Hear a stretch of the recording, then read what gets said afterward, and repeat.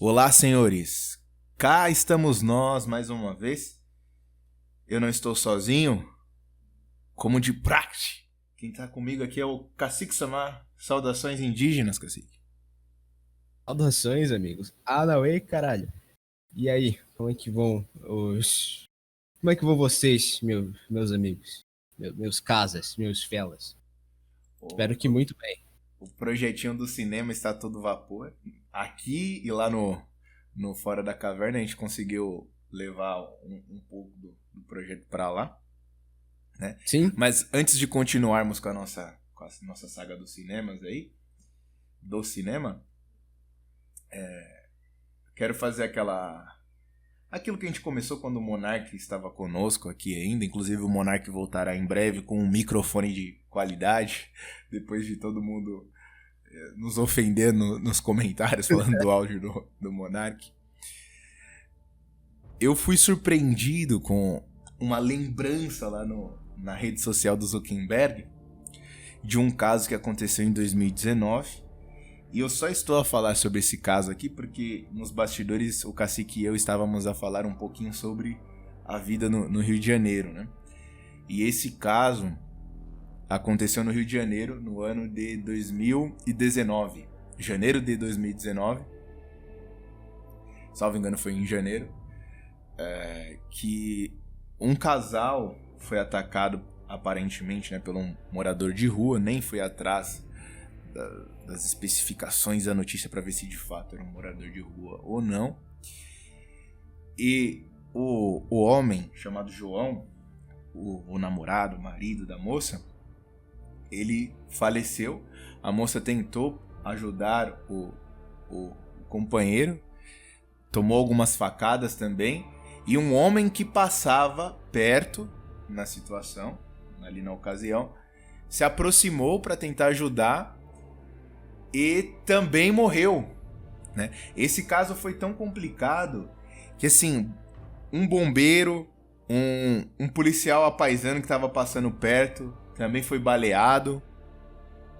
No meio. Eu sei que ao todo foram 5 feridos por causa de um morador de rua. E aconteceu no Rio de Janeiro. Isso foi apenas um caso que foi esquecido uma semana depois, né? Então, lembranças de um passado não tão distante.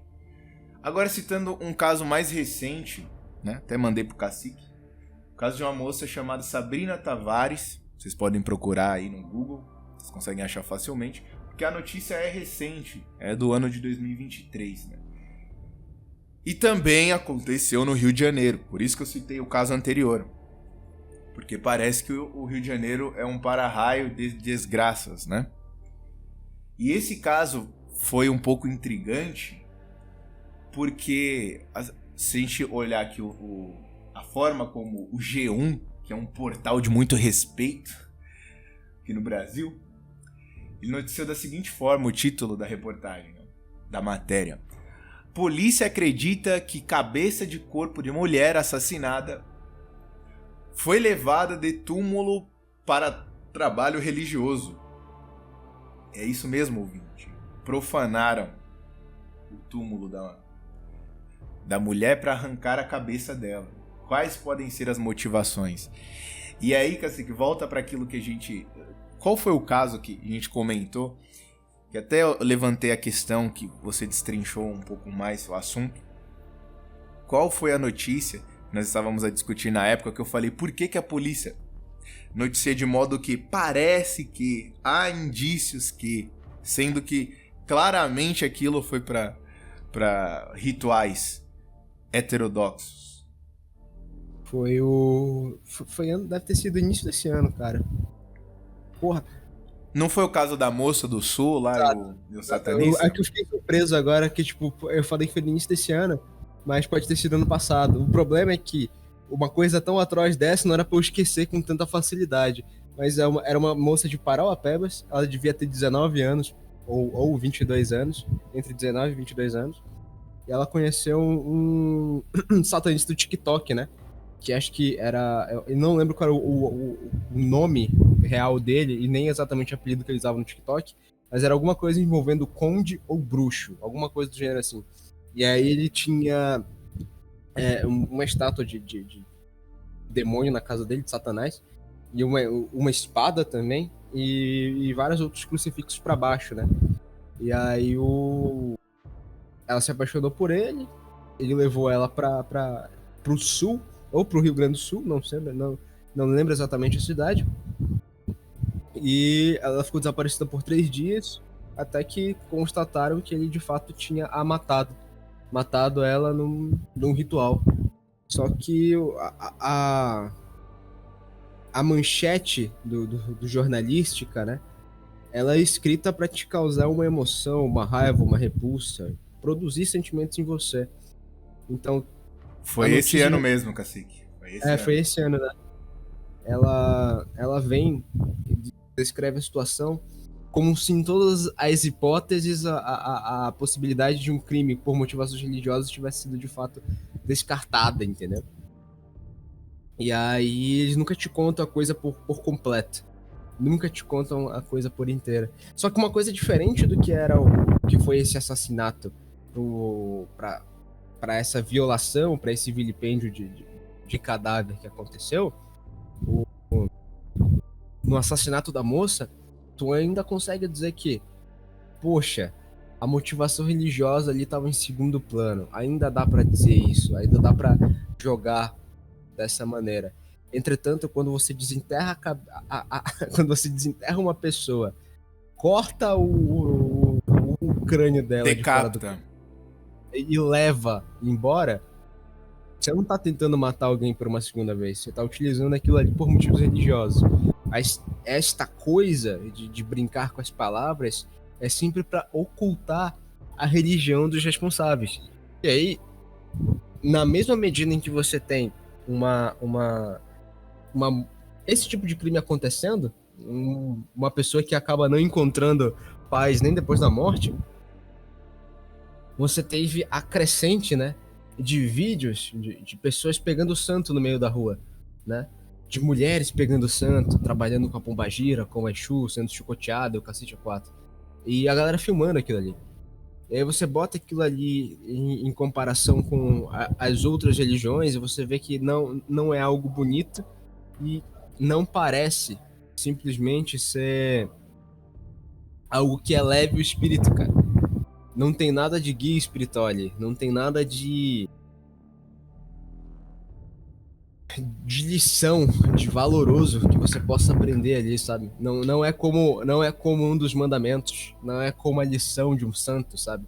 É só simplesmente você ter a paródia da humanidade sendo controlada por um espírito baixo. Ali, naquele momento, sabe? E é interessante você ver que isso aconteceu no Rio de Janeiro, justamente porque o Rio de Janeiro, pela marca de violência que ele tem, e por ser um estado que está em constante conflito o tempo todo, o sobrenatural também atua demais no Rio de Janeiro. Seja pelas pessoas que fazem trabalhos, né? Seja pessoas que são feiticeiros de aluguel, que existe muito. Seja também pelas pessoas que têm uma fé em Jesus Cristo, né? Que tem fé no divino, tem fé em Deus e tudo mais, e com as suas orações, com os seus terços, se protegem todos os dias. E aí você vê, cara, pra uma moça que acabou tendo um destino terrível como esse, era magia negra das fortes, magia negra das brabas que estavam fazendo ali, sabe? Não tinha outra, não tinha nem o que dizer que não. E chama a atenção que como é que isso acontece, né?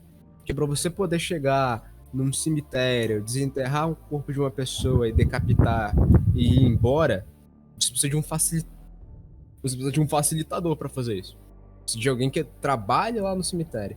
Você precisa de alguém que faça parte lá da agência funerária, sabe? E você precisa de hora e lugar marcado pra conseguir fazer isso, porque é página. Então, a não ser que o cemitério seja público, você não visita cemitério de noite. E pra você poder desenterrar um túmulo, né? Dá trabalho, tirar, né? Dá trabalho. Então você só vai conseguir fazer isso quando não tiver ninguém olhando. E quando não tiver ninguém olhando, irmão, é madrugada. Basicamente isso, é madrugada. E aí tu vai ficar lá, na escuridão, abrindo um rombo na terra, com uma luz por perto pra tu poder enxergar o que tu tá fazendo. Não dá pra você fazer isso sozinho, sem que outra pessoa de lá de dentro saiba o que você tá fazendo. Ou ignore, faça a vista grossa. Isso me faz lembrar, Cacique, né, daqueles estudos das ciências ocultas, né, que a gente fez no passado, até hoje tenho contato com um pouco desse material, não no sentido como a maioria entende, né,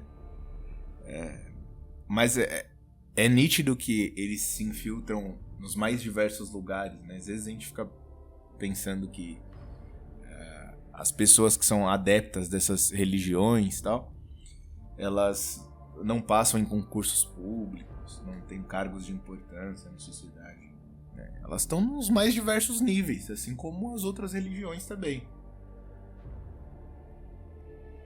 Então, eles podem ter muitos facilitadores em vários ambientes, né? Hospitais, né?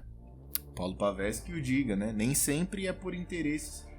Cara, eu imagino que quem, por exemplo, compre, roube órgãos, não pode ser para o vender, né? Para pessoas que querem ser transplantadas rapidamente, milionários, né? Como também pode ser utilizado em rituais pouco ortodoxos, né? Então tem essas diversas maneiras aí de se olhar esse problema.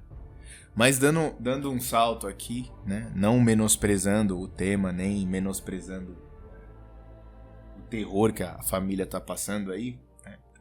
Pelo que eu li um pouco na matéria, né? Obviamente que os pais da menina estão desnorteados, né?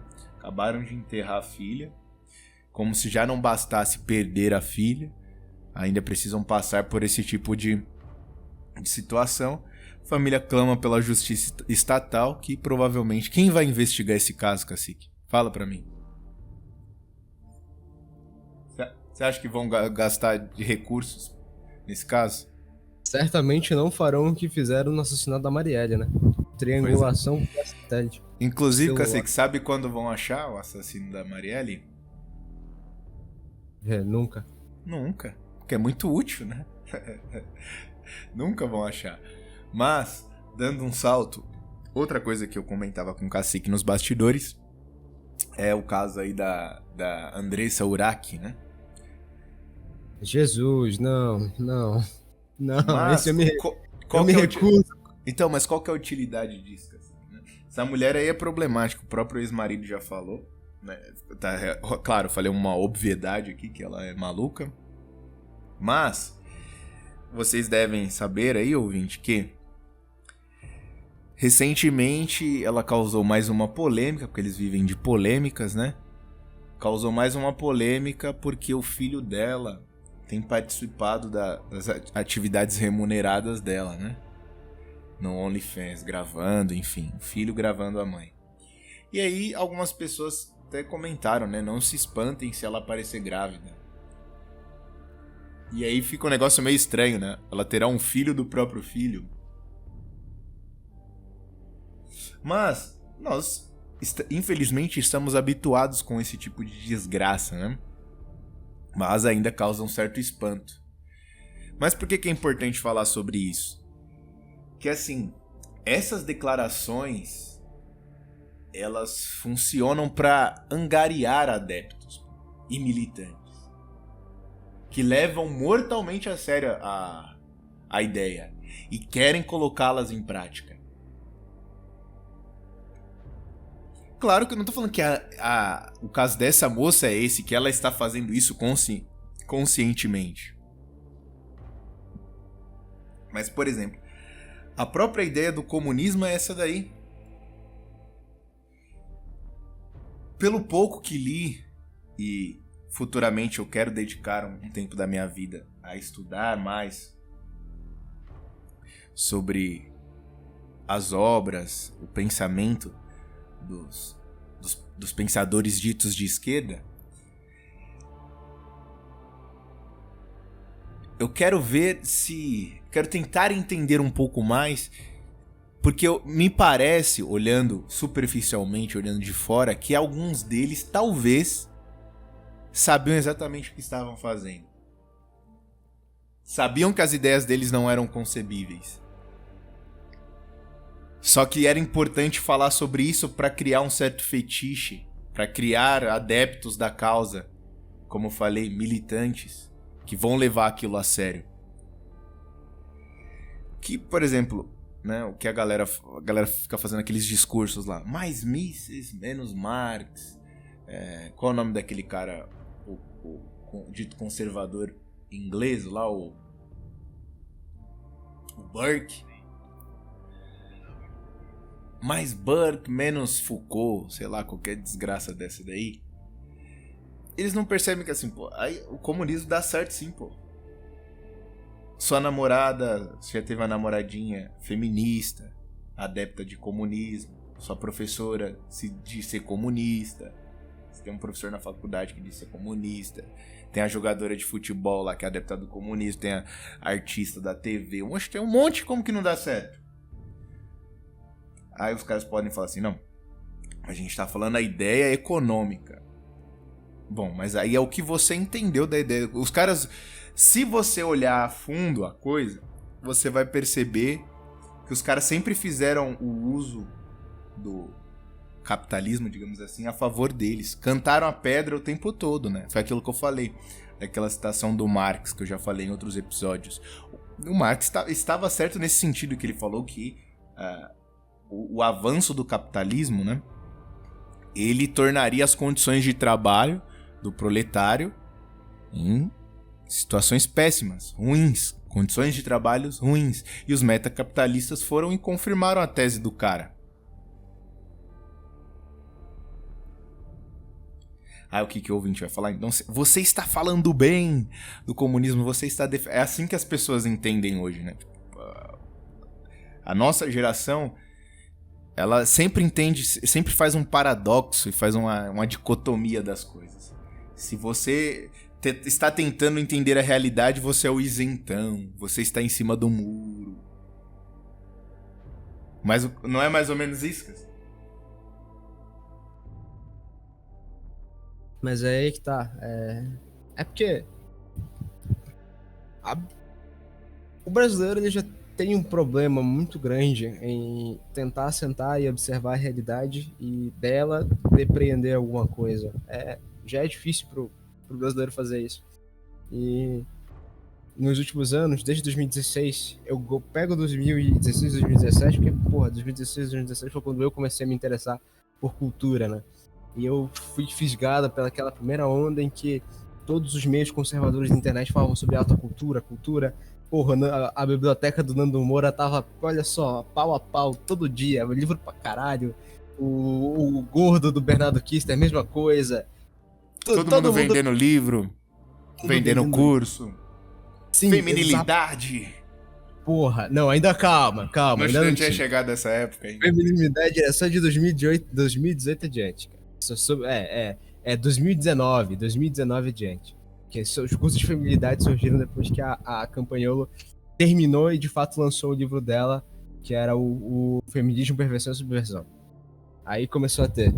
Mas até antes disso era basicamente o que você tinha que saber sobre economia, por que você tinha que ler Ilíada e tudo mais. Só que o ponto era, ninguém lia, né? E aí é que tá. E esse daí é um dos erros, foi que a direita, vamos colocar assim, os conservadores, continuam cometendo. Né? Desculpa só te cortar, Cacique.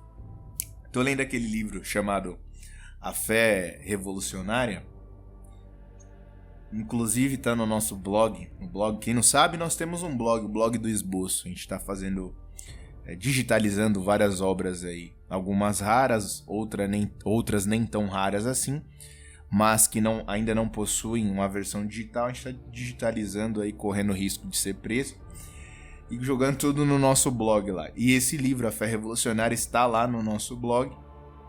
Vocês podem acessar, tá no link aí da descrição. E é interessante como desde o começo, esses intelectuais hoje louvados pela esquerda, eles sabiam que esse discurso não funcionava. Você pega lá na Revolução Francesa, a Revolução começa com quem? Ela não começa com o radicalismo nas ruas. Ela começa com o radicalismo nos jornais. Os jornalistas começaram tudo. Eles que começaram... Exato. E eles perceberam o quê? Não adianta a gente ficar escrevendo obra. O proletário, ele não vai ler o tratado, ele não vai ler o Capital. Ele não entende isso. Então eles foram e resumiram tudo de modo que o proletário entendesse. Aí o que a galera da direita vem e fala? Fala pro cara ler os Lusíadas. O cara que trabalha de cobrador no ônibus fala pra ler Lusíadas. Porra, é um esforço do caralho. Eu, inclusive, lembrei, porra, desenterrou uma memória foda. Antigamente, eu vi várias e várias vezes a mesma foto de um cobrador de ônibus lendo o mínimo. O mínimo. Porra, mas eu vi a foto. Cara, há um ano atrás, eu vi a porra do cobrador em Belém lendo o mínimo, cara. Quando eu tava indo pro trabalho, indo e voltando do trabalho. Ou seja, não foi nem há um ano atrás essa porra, foi início do ano. Critique o quanto quiser o Olavo de Carvalho, o professor Olavo de Carvalho, mas ele sabia falar para as massas. Exato, e ele sabia falar para os grandes intelectuais. E tipo, porra, é o cara lá trocando moeda, dando troco, cacete a quatro e tal. E o dedo dele não saía da página em que ele tava marcado, cara. Foda, cara foda, lembra disso. Mas cara, retomando aquele meu raciocínio, e aí que tá, da onda que rolou isso daí, o brasileiro pegou raiva de tudo aquilo que era da esquerda, sem de fato conhecer aquilo que era de esquerda, aquilo que era revolucionário, aquilo que era disruptivo de qualquer valor tradicional. E aí, o que aconteceu? Por conta disso, por conta de não ter entrado em contato com aquilo ali, mas também vejo que se ele tivesse entrado em contato, podia dar merda do mesmo jeito, ele não é capaz de observar verdades ou diagnósticos sinceros daqueles que ele julga serem seus inimigos, né? Daqueles que julga serem seus opositores. E por isso que boa parte do movimento conservador no Brasil, ou a direita no Brasil, ou essa porra no Brasil, ela não tem sucesso, ela é infrutífera. E aí que tá, isso é interessante. Quando surge alguém que se presta a entender o espírito do brasileiro, a analisar o brasileiro, o que a gente faz? A gente xinga o cara e bota o cara de lado. É isso. Quando tu encontra uma pessoa no meio nacionalista que começa a desenterrar autor nacionalista, falar como o brasileiro era, analisar que o nacionalismo brasileiro parte de um regionalismo, ou seja, que a identidade das regiões do Brasil, elas configuram aquilo que é ser o brasileiro, e não se isola do brasileiro, mas faz parte do que é ser o brasileiro. Esse cara vai lá e fala, não, esse cara aqui é filha da puta aqui, ó, não vê o canal dele não, que ele é otário, entendeu? A gente tem essa mania. Quando fica caçando os defeitos, os pecados Exato. Do cidadão. Ele faz isso, mas olha só, ele bate punheta. Quando o Olavo de Carvalho ia lá e fazia a mesma coisa, quando ele começava a explicar o que era o brasileiro, como é que ele era o brasileiro, por que o brasileiro tinha uma fé profunda no dinheiro, mas não tinha uma fé profunda em Deus, por que o brasileiro era materialista, por que o brasileiro era apegado a diploma e a pedaço de papel. Aí esse cara falava, não, o velho tava errado, não sei o que, o Olavo come ração. Hein? Olha só, ele indicando o Évola aqui, hein? Olha só, eu peguei no pulo, ouvinte. Guarda essa parte do Évola aí que coisas estão acontecendo esses meses que estão me tirando boas gargalhadas, cara. Inclusive, Cacique, voltando pra ideia lá do comunismo e o Marx, o marxismo, em nenhum momento o Marx ele escreveu a sociedade ideal. É aquilo que o Olavo falava. Os caras não ficam fazendo uma promessa, né? Fala pra gente assinar um cheque em branco. E ele não fala como que vai ser como ele quer chegar nessa sociedade ideal. Só fica falando de uma sociedade ideal, mas não fez um plano, não arquitetou. Né? Tanto que o pessoal fazia muita piada, você lembra lá no começo, né? Que deturparam o que o Marx quis dizer, nós que vamos implantar o verdadeiro socialismo e tal. Mas uma coisa, se por um lado ele não foi claro em como seria, né, de maneira assim pormenor, a sociedade ideal que ele queria criar, ele foi explícito naquela ideia de fragmentar a sociedade existente, né? Quando fez a tal da luta de classes o motor da revolução deles. Né? E sem esconder, porque tem aquela citação famosa dele lá que dizem que não é dele, né? Sem esconder que poderia, se necessário, exterminar povos inteiros em prol da revolução. A revolução poder prosseguir. Né? Aí você percebe, volto mais uma vez a dizer que ele foi bem sucedido nisso, que não dá para dizer que o marxismo não é bem sucedido, que o comunismo não é bem sucedido nos seus planos. Por quê? Alguns racistas modernos, por exemplo, eles são explícitos no seu desejo de exterminar o homem branco. A gente viu muito isso aí com o Black Lives Matter, por exemplo. Aquela tal da Margaret Sanger, lá, que fez declarações que mostram que a rede abortista lá financiada pelo George Soros, como se pronuncia? Sim, então, Planet Parenthood. Ela fez declarações que deixava claro que se destina ao extermínio da raça negra nos Estados Unidos, porque não vai ser a menina loirinha do Texas que vai abortar. Vai ser a favelada americana, cara. Quer dizer, a periférica americana. Que usa fentanil. Vai ser ela que vai abortar. Muitas feministas não apenas odeiam todos os homens, de qual idade, raça ou sexo, mas declaram também que eles devem morrer. Alguns militantes do movimento gay deixam claro nas suas manifestações a intenção de propagar a pedofilia. O Dugin diz que é inevitável que uma guerra mundial total entre o bloco eurasiano e de potências terrestres contra um bloco de atlantistas, daquilo que resta da civilização ocidental. Aí chega já em outro ponto. Você vê, não deu certo aquela ideia de dividir as pessoas? O líder, e eu nem falei daquelas mais comuns, né? Esquerda, direita, homens contra mulheres, né? Do feminismo, porque tá tudo dentro do que eu tô falando aqui também. Mas líderes de ideologia científica, que garantem que todos os seus esforços se destinam para substituir o que eles chamam de Homo sapiens, né?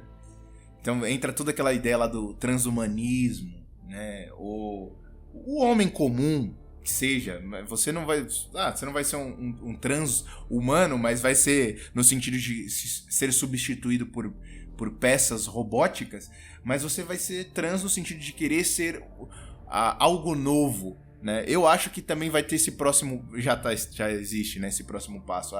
Eu não basta mais eu sou um homem que quer ser mas eu sou uma mulher que nasceu num corpo de homem, já tá avançando isso daí, né, pra uma outra coisa, que não seja mais o homem e a mulher, né? O Cacique que tá mais inteirado dessas coisas pode... Pra algo andrógeno, foda-se, essa é a palavra, é algo andrógeno, porque não vai ser definido pelo aquilo que carrega entre as pernas. E mais do que não ser definido por aquilo que carrega entre as pernas, também será totalmente indefinido por aquilo que o rosto dele aparenta. É foda, tá caminhando pra um troço desse. Existem poucos exemplares na humanidade que conseguem se enquadrar dentro desses parâmetros andrógenos, mas tá aumentando, tá aumentando. E é interessante, né, que a Ellen Page, que se tornou o Elliot Page, você vê as fotos dela sendo Ellen Page, ela era saudável, cara. Ela era saudável. Ela tava... E aí, quando ela... Quer dizer, uma menina mais ou menos normal, né? Você tá em Hollywood, é meio... Difícil falar que você é uma pessoa meio saudável, né? Quando ela muda pro Elliot Page, cara, tá totalmente destruída. Tá numa cara depressiva. Chupada. Ela, inclusive, nunca mais vi essa menina atuando, cara. Esse cara atuando, foi mal. Deus é bom. Nunca mais vi ele Não fazendo... esqueça disso, assim, que Deus é bom. Deus está nos privando dessa experiência. Sim, eu entendo. Mas o ponto é... Mas ferrou com o psicológico, você quer dizer, né? Pior que isso. Não sei se tem algo que seja pior que isso, mas o ponto é... Se ela imagina, depois que ela fizesse isso, ela poderia continuar tendo uma vida normal? Não tem. Porque ela não trabalha mais como atriz e ela vive só de dar declarações sobre como é que é a vida dela sendo trans agora. E uma das coisas, das declarações recentes dela, a qual me chamou a atenção, é que ela fala que ela ouvia constantemente uma voz dizendo que ela devia mudar, dizendo que ela devia sair. Aí tu consegue voltar atrás, e aí recapitulamos aqui, vou pescar coisas do Nefarious, né, que é do cacete esse filme, de como o demônio controla, né? Uma obsessão ali de leves. Exato. Então, tipo, ela constantemente ouviu uma voz do além que dizia que ela devia mudar. E isso nada mais é do que sugestão demoníaca, porque o resultado pro final cara, sei que você está errado. A psiquiatria poderia lidar com isso. Você está sendo muito religioso. Devemos retirar toda a tradição religiosa nesse assunto. Porque você sabe, né? De vez em quando a gente tem que deixar a religião de lado na nossa vida. Ela não deve fazer parte de toda a nossa vida, né? Ela é como uma coisa qualquer, que a gente só tem que colocar quando é conveniente. Só quando você vai no culto, só quando você vai na missa. Saiu da missa, é vida normal. Já briga com muita gente, Eduardo. Pera aí, amigo, calma lá. Eu estou como a Camille Paglia, pô. Diga-me quem eu não ofendi ainda, que eu mudarei isso agora mesmo. Vou ofender. Não posso sair dessa vida sem ofender todos os grupos. Esse é meu trabalho aqui. Eu só estou aqui para isso, pô. É que quando tu falou da Camille Paglia, eu me lembrei de um momento muito, muito foda de Tobi, cara. Que era a ascensão da bolha ambiental. Cara, a Camille Paglia é uma senhorinha muito gente boa, cara. Eu gostaria que ela fosse a minha avó. Quando a gente via vídeo dos caras lendo Camille Paglia ou o texto da Cláudia Pacheco, doutora Cláudia Pacheco. Era boa essa época. Legal, bons tempos. Mas então, essas declarações aí que eu citei, que são extremistas de fato, né? Elas funcionam de duas formas. Por um lado, a maior parte das pessoas acha que são frases, vamos colocar assim, hiperbólicas, ditas no momento de raiva ou algo do gênero, né? Porque sempre aparecem os defensores, né? Como a gente vê no caso do Lula. Não, é só uma metáfora. Eu não quis dizer isso, não sei o quê. A gente é acostumado, né? Quando os famosos falam coisas assim, acabam deixando escapar algumas coisas, a gente sempre arruma uma desculpa, né? Porque eles falam. Ele não tava agradecendo de verdade os 50 anos de escravidão. Mas essas coisas ditas, a gente acha que são coisas ditas no momento de raiva ou algo do gênero, porque a maioria das pessoas não consegue conceber o mal que elas contêm, ou preferem não ver. Talvez o segundo caso seja o mais comum. Mas por outro lado, essas declarações funcionam também para trazer adeptos. É agora que a gente amarra as coisas. Foi daí que eu tirei essa ideia de que eles fazem isso porque acabam conseguindo adeptos e militantes. Porque vocês precisam passar a observar. Passem a observar isso. Sempre quando tem alguma declaração polêmica, algum filme polêmico, alguma série polêmica, novela, logo, depois de um tempo, já começa a ter matérias, entrevistas com uma pessoa que falou essa polêmica e já começa a aparecer aqueles negócios assim. Precisamos falar sobre tal coisa. É isso ou não é, Cacique? Eu vou dar um exemplo aqui. Né? Até nas aulas, nos textos, nas aulas do professor Mário Chaim, ele estava comentando um pouco sobre as missões tripuladas à Lua, né? Que nós já falamos sobre esse assunto. Que eles chamavam a conquista do espaço, né? Essas missões elas funcionavam não apenas como propaganda da ideia do progresso, mas também serviram para limpar o nome da ciência e da tecnologia. Embora eu acredite que talvez isso não tenha sido planejado, foi uma coisa que eles tiveram que mudar o curso. Mas o Cacique e eu, a gente estava estudando um pouquinho sobre a Segunda Guerra, um tempo atrás aí.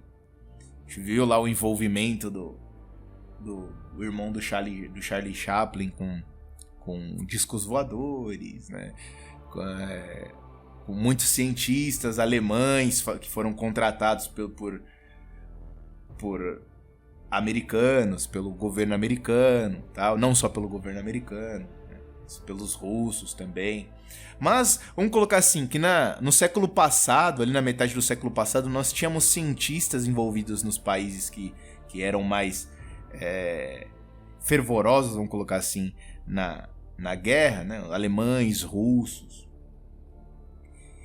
que estavam fazendo coisas muito estranhas, assim, né?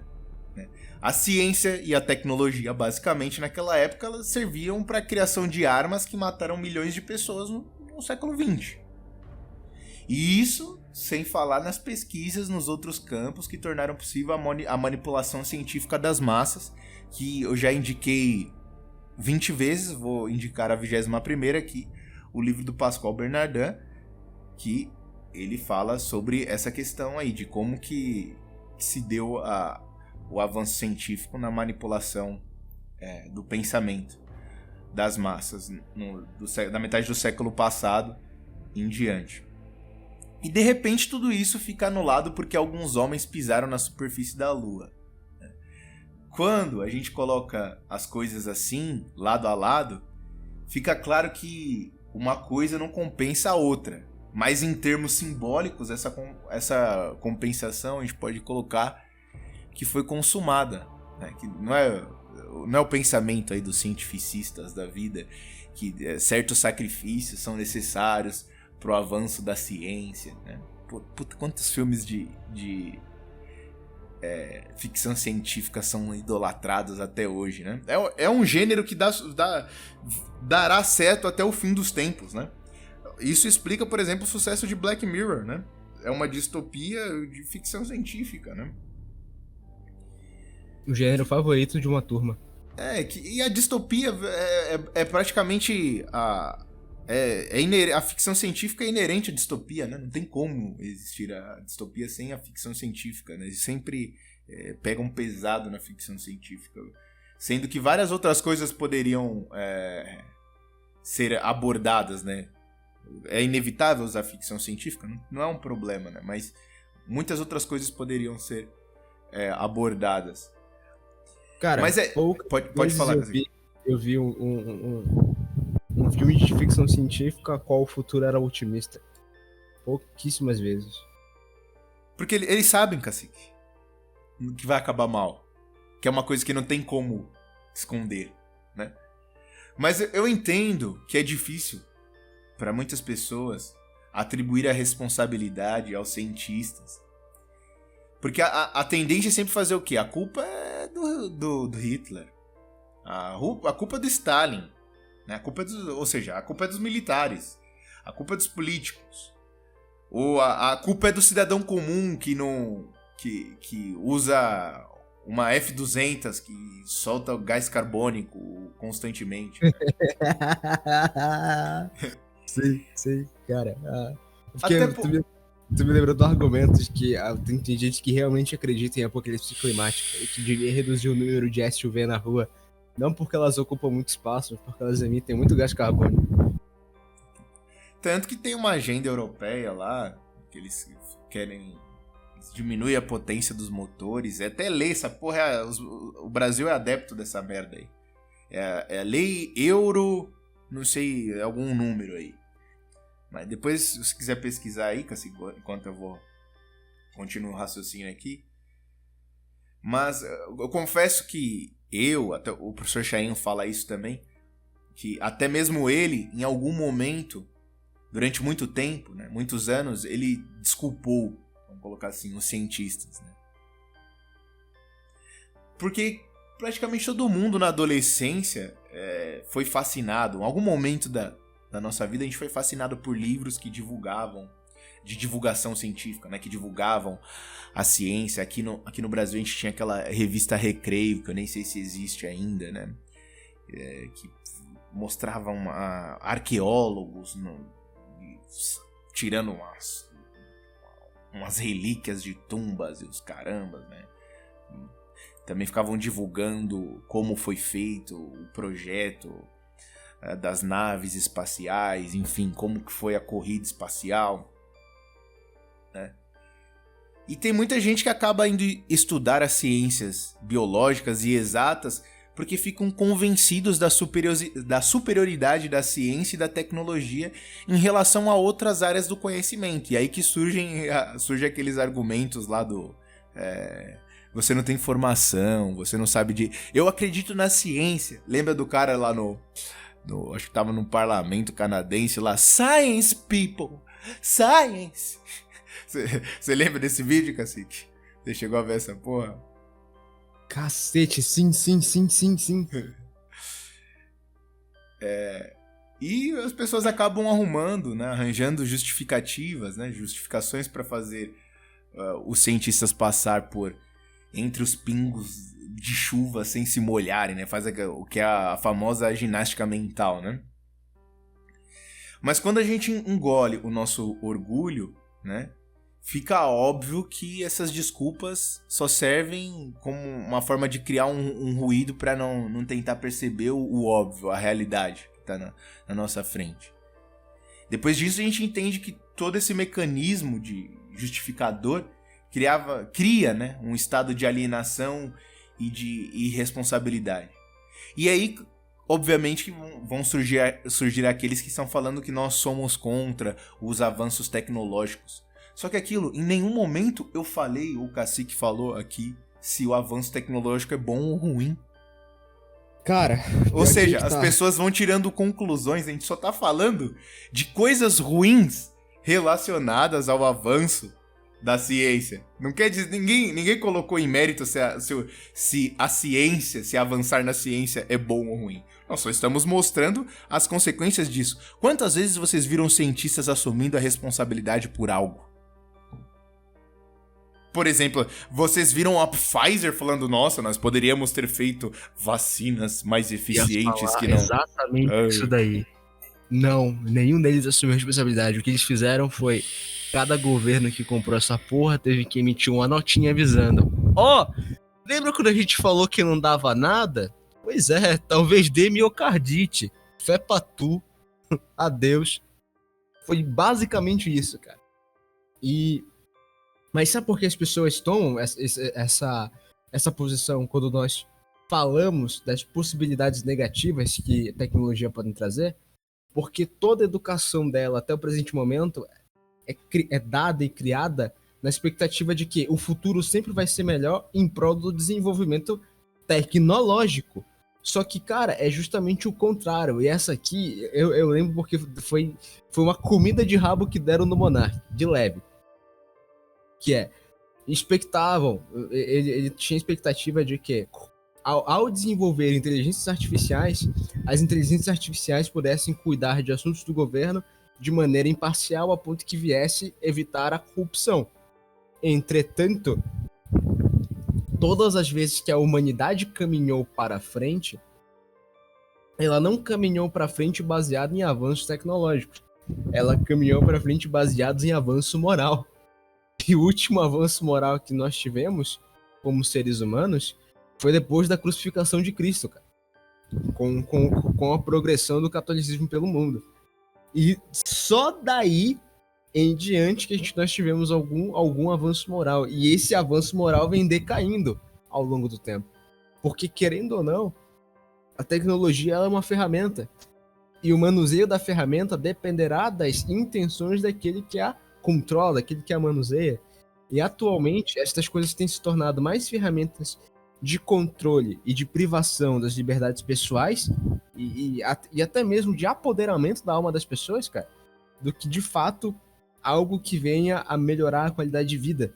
E eu lembro disso também porque um dos professores, né, que eu tive, queria estudar isso daí para aplicar inteligência artificial na escolha de procedimentos licitatórios, né?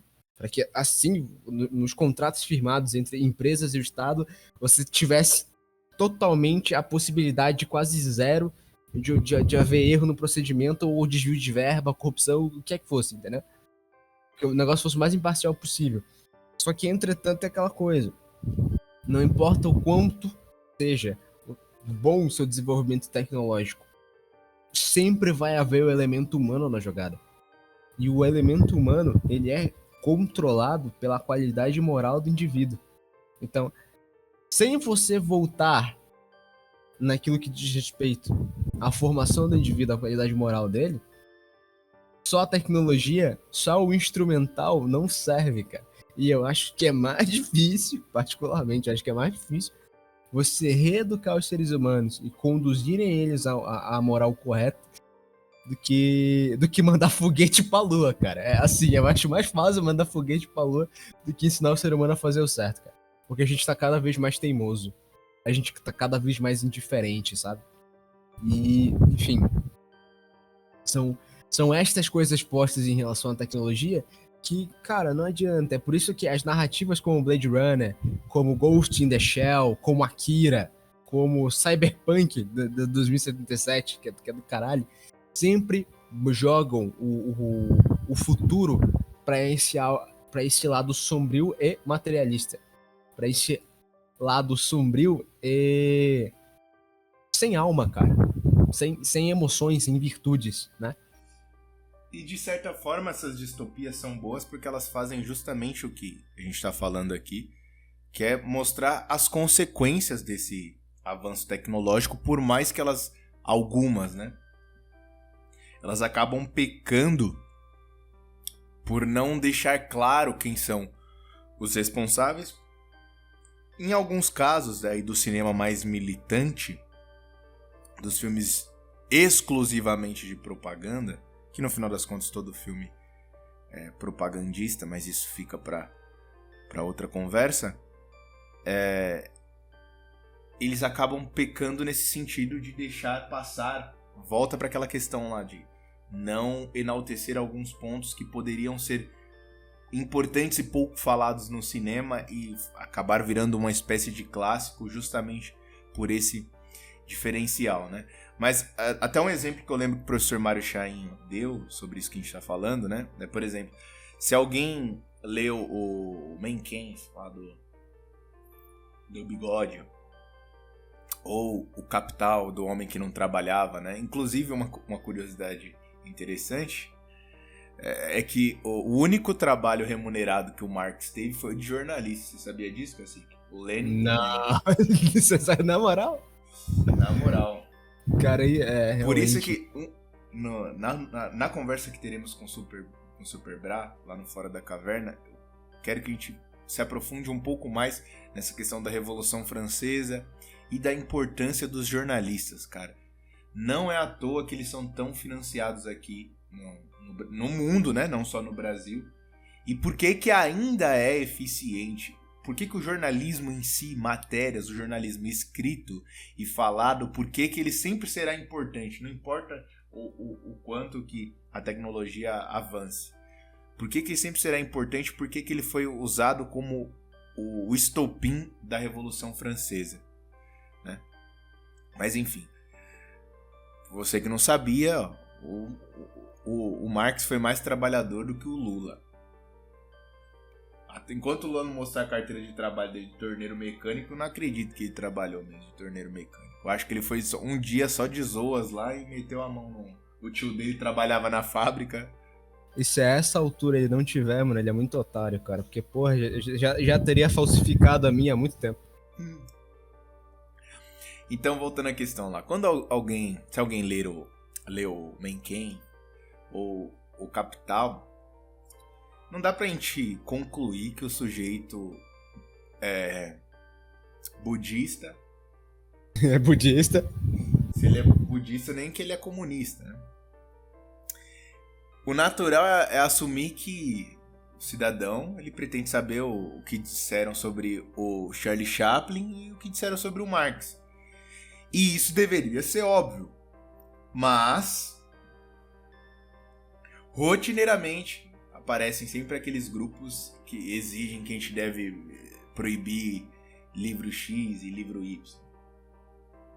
Tanto que o Mein Kampf é muito difícil de achar, cara. A não ser em PDF. Agora, físico, você não vai achar no Google. Já que uma coisa que eu guardo é o último episódio do Menefrego, mano. Que é só sobre é só sobre o cara. É só sobre ele. Porra, tem uma quantidade de informação ali reunida que cacete, cara. Tu não encontra. Não se vê lugar por nenhum. aí, né? Não é todos os dias que você encontra uma biografia assim, né? E ainda falta coisas. Ainda faltam coisas. Claro, isso aí, isso é meio que trabalho pra uma vida, porque inevitavelmente você vai ter que entender muito sobre a Segunda Guerra, que inevitavelmente envolve outros países além da Cara, Alemanha. uma coisa que me fez rir pra caralho, cara, que o William falou uma vez, que era que quando você tem toda a figura histórica, você pega as fontes, né, dos historiadores que estudam sobre ela, e você analisa o que aqueles caras estão falando.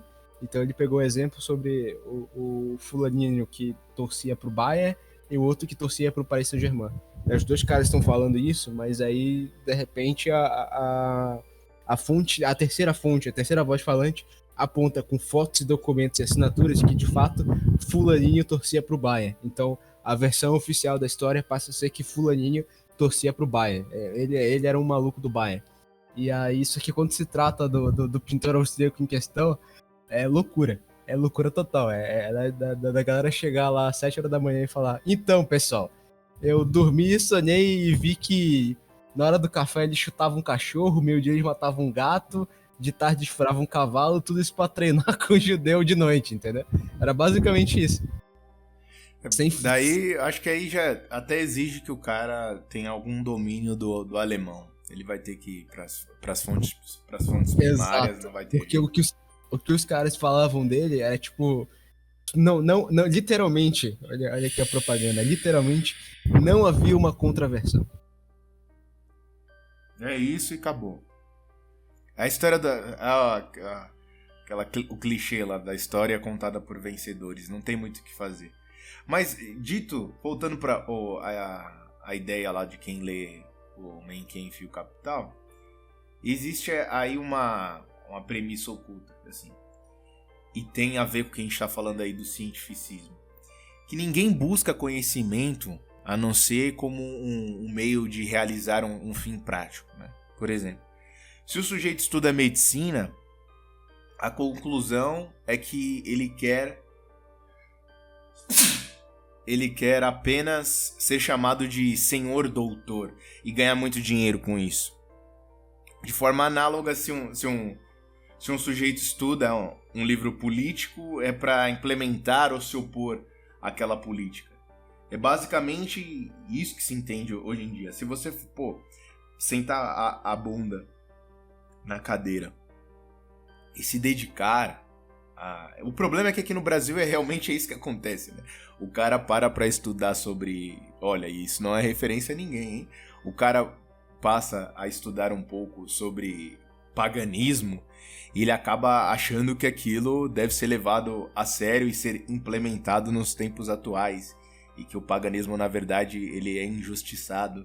E que, inclusive, quem falar mal das práticas religiosas pagãs deve responder, arcar com as consequências, porque nós vivemos num Estado democrático de direito.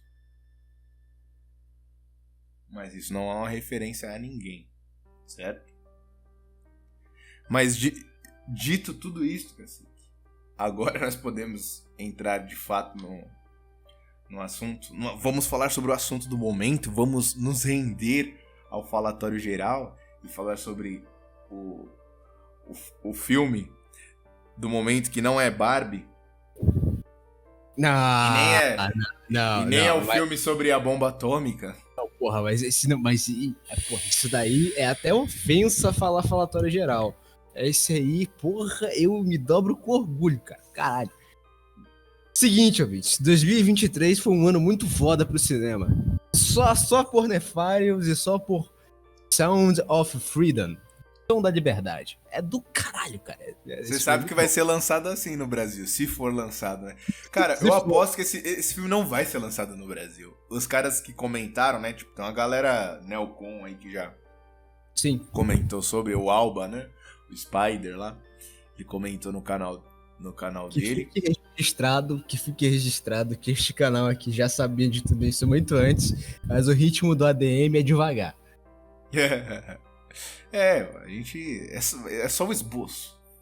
Sempre gosto de falar isso. Usar isso a meu favor. Mas continue, Cacique. Cacique assistiu o filme, eu ainda não assisti. Dessa vez eu fui o vagabundo da vez.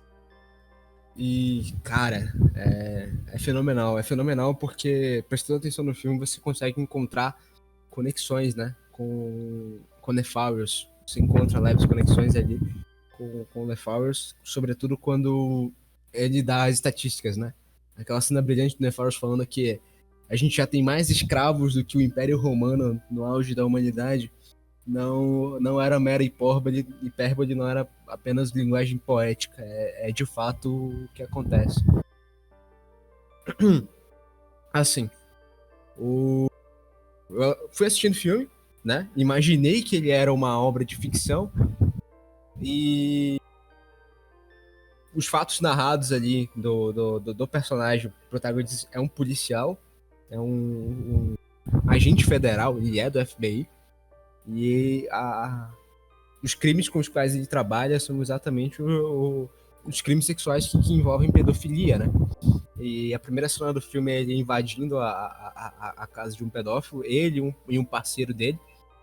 E a cara do pedófilo ali em questão era a cara mais típica do que você poderia encontrar numa manifestação de esquerda americana. Alguém com um bigode feio, com um mullet mal cortado, aparência risível, um punho fino, um pulso fino também, óculos. Alguém, ou seja, franzino e magrelo. Semelhante, de certa maneira, a um vampiro ou um parasita. Porque é o tipo de gente que só teria força para se aproveitar de alguém que é muito mais fraco que ele. Ou seja, crianças, né? E aí, ele tinha... pornografia infantil no computador dele e tudo mais, e ele acaba sendo levado preso, e tem toda a produção de inquérito contra o cara, e é tenso porque você não vê sorrisos e risadas no primeiro minuto do filme. E aí o parceiro do Tim, né, do Timothy Ballard, ele olha pra ele e pergunta quantos pedófilos ele tinha prendido, né? E aí o Tim Ballard, com uma expressão séria, ele fala 266 com aquele ali, contando com aquele. E aí o cara olha pro lado assim, com uma expressão triste, olhar cansado, porque eles assistem tudo, eles sabem de tudo, eles ouvem cada relato, eles veem cada prova, eles veem cada cena, pra poder pôr aquilo no inquérito policial, senão o filho da puta não vai preso. Não tem como. E aí ele virou assim e respondeu pra ele. Você prendeu 266 pedófilos, mas quantas dessas crianças você trouxe pra casa? E aí ele trava. Ele dá aquela travada e é aí que a saga do Tim Ballard de fato começa, né? Que ele faz a conta. A conta não fecha. Não interessa quantos caras eu bote na cadeia. Eu não tô conseguindo trazer nenhuma dessas crianças pra casa. E aí ele faz o primeiro trabalho dele de investigação em cima do cara, e é interessante, porque ele passa um fim de semana sozinho na prisão com esse primeiro cara que ele acabou prendendo, com esse primeiro pedófilo que ele acabou prendendo. E eu não lembro se eles citaram o nome do pedófilo no filme, mas isso não vem ao caso. E a sacada que ele tem pra conseguir ir mais a fundo e conseguir prender o cara por crimes contra as crianças é fingir que ele também era um desses caras. E aí o que ele fazia? Ele estudava os livros que alguns escritores pedófilos escreviam, que alguns desses caras faziam, os manifestos deles, as ideologias secretas deles, as coisas que eles só diziam nos fóruns entre eles, né? Ele estudava aquilo ali, decorava aquelas coisas e aprendia a simular o comportamento desses caras, a ser como eles. E aí ele acabou virando amigo desse cara que ele prendeu, né? A ponto do cara poder entregar para ele um fim de semana, uma semana num cruzeiro com uma criança. E aí ele pega aquilo ali sorrindo, cara. E é a primeira vez que ele sorri e chora no filme, sabe? Mas é um sorriso e um choro de tipo, te peguei, seu otário. Aquele sorriso maravilhoso. E aí o cara mostra a foto da criança, dá o endereço e o lugar em que a criança ia ficar para que, né, ela pudesse ser abusada. Porque até aquele momento ele acreditava que o policial, o Tim Ballard, também era um pedófilo, mas na verdade não era. E aí quando ele termina de tomar um café com o cara, ele cita o versículo de que é melhor você se afogar com uma pedra em seu pescoço no fundo do oceano do que fazer mal a um dos filhos de Deus, a um desses pequeninos, né? E aí ele fala isso sorrindo e gargalhando da cara do cara.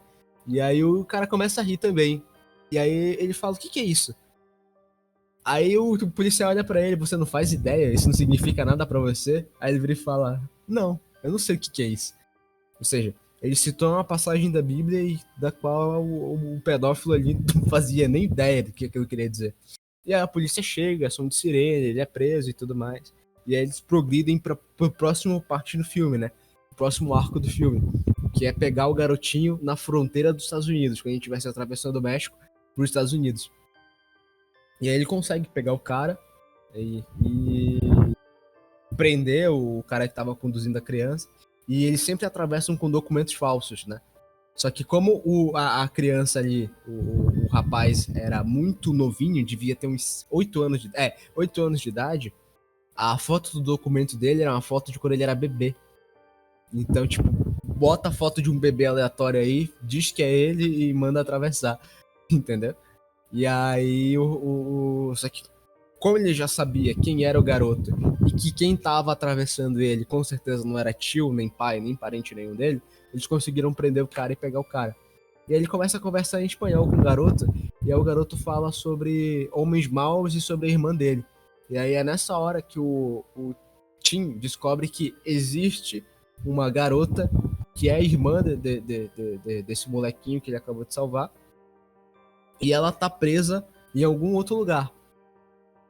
Aí beleza, voltando alguns minutos atrás pro começo do filme, o filme se inicia com um golpe que é muito comum e um clássico brasileiro também, sobretudo na região de interior e região norte também, que é, eu sou uma agenciadora de modelos, achei a sua filha muito linda, posso te ver, posso te visitar?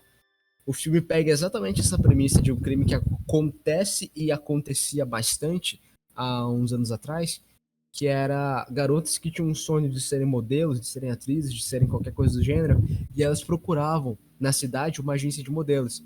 Só que aquela agenciadora de modelos ali, por mais que em partes ela trabalhasse de maneira séria com questão do mercado de modelo, algumas ali eram só de fachada, para justamente ser tráfico de criança, tráfico infantil, tráfico de pessoas, né?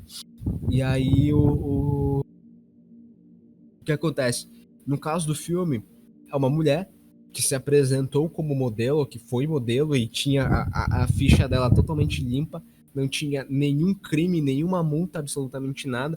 Ela ia na casa das pessoas, das crianças que ela achava bonita, que ela achava interessante, e ela visitava a casa, conversava com os pais e dizia que elas iam fazer um ensaio de fotos, só que, cara, só em filme mesmo, para as pessoas ficarem, tipo assim, um dia, passar um dia ou 12 horas no ensaio de fotos, sabe? Dos quais os pais não podem participar.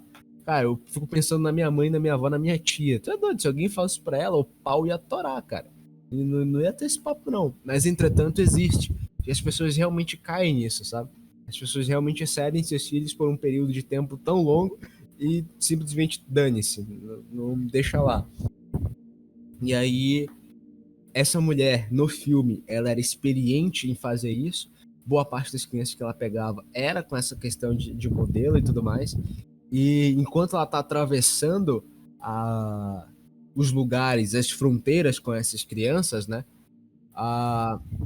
Ela vai trocando o nome de cada um deles. Eles vão recebendo nomes novos. Então eles deixam de ser o Fulaninho Aguilar, deixam de ser a Rocio Aguilar e ganham outro nome. Aí, pro um moleque lá de cabelo afrozão, Black Power e tal, ela dá o nome de Simba, pro garotinho ela dá o nome de Ursinho Ted, e ela vai trocando o nome de todos eles. Vai dando nome de princesa e tudo mais, até os garotos perderem a sua identidade, né? Até eles começarem a atender por esse nome que será o futuro nome deles de escravo sexual. E aí o que acontece?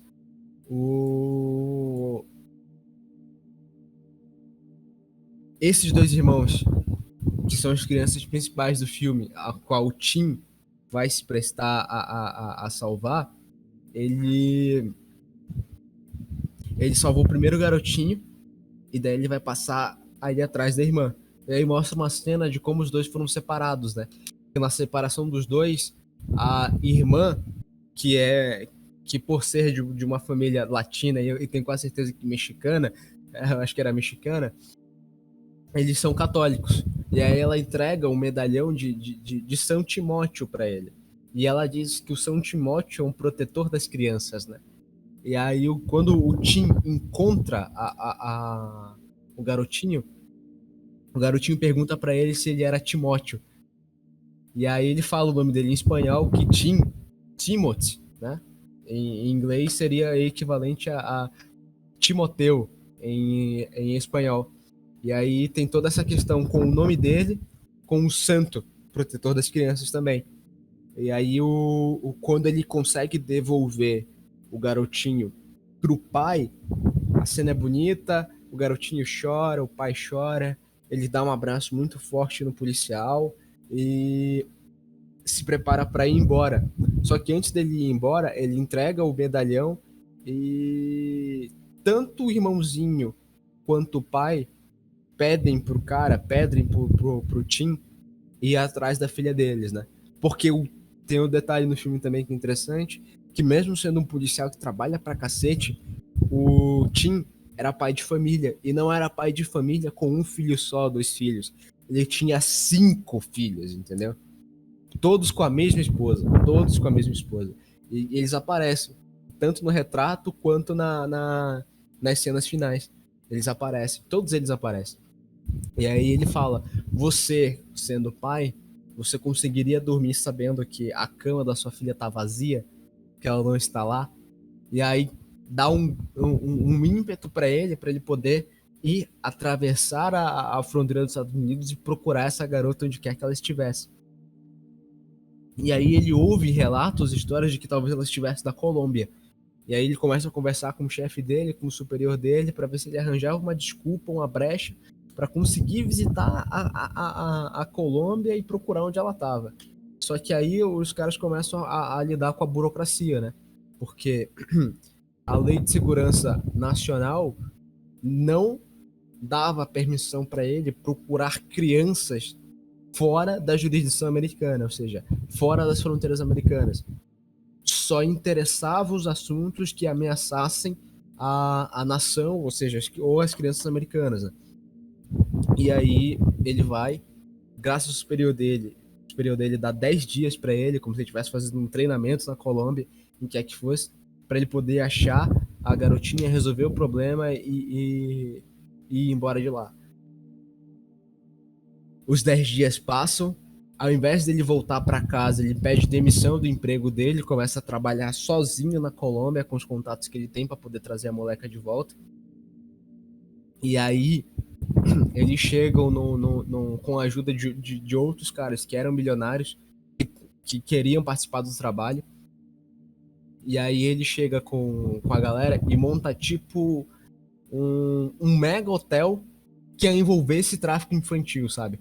com uma ilha pessoal dele, semelhante à ilha do Epstein.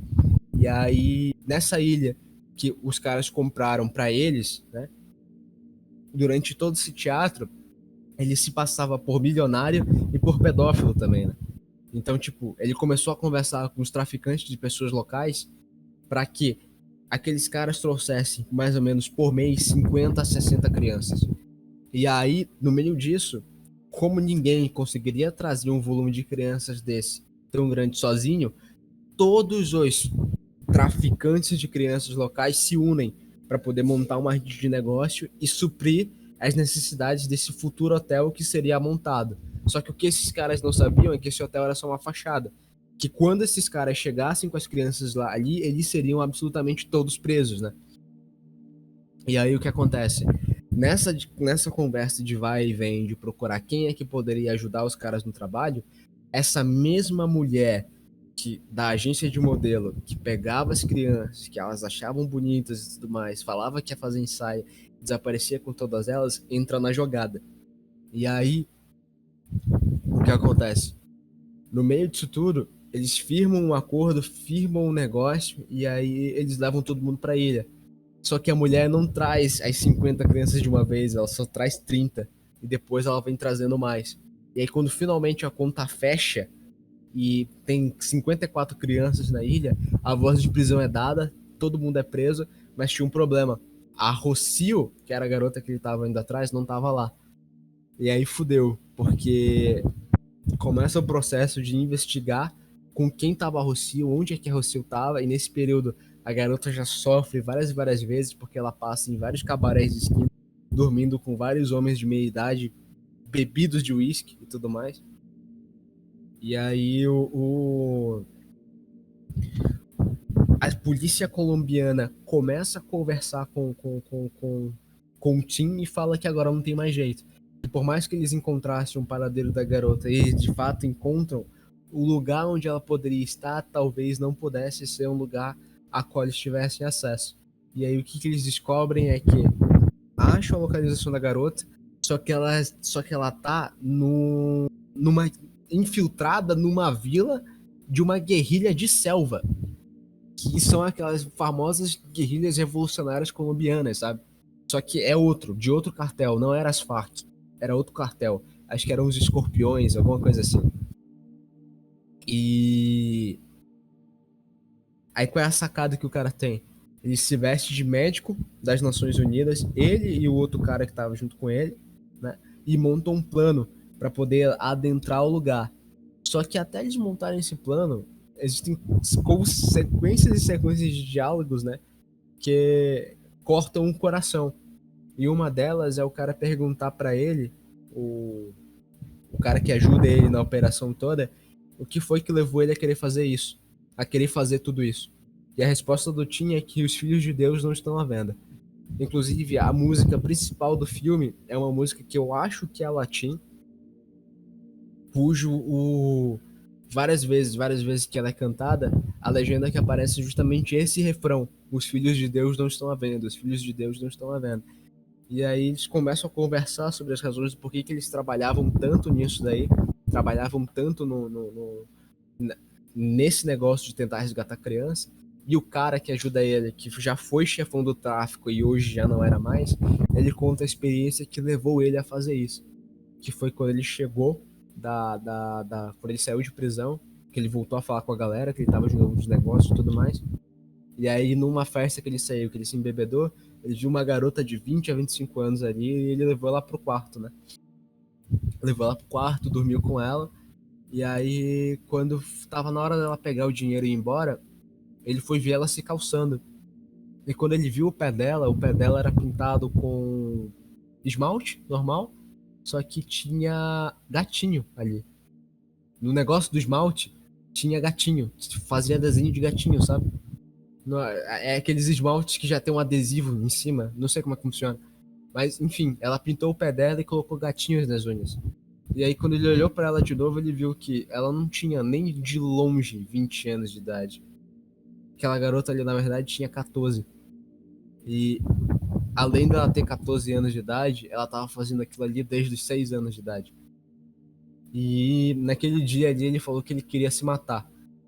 Que aquela escuridão que havia nos olhos dela, ele fazia parte daquela escuridão. No momento em que ele dormiu com ela, que ele se aproveitou dela e deu dinheiro por isso, sabe?